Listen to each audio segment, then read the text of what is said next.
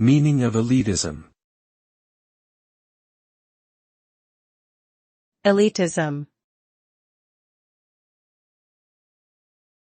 Elitism. Elitism. Elitism.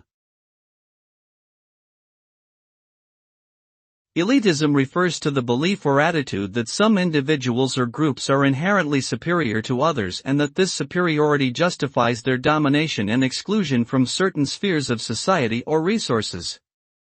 This can lead to the concentration of power, wealth, and privilege in the hands of a small, select group, while the larger population is left with fewer opportunities and voice.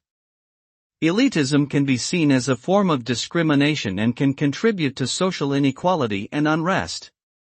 It is important to recognize and challenge elitist attitudes and practices in order to promote a more fair and just society.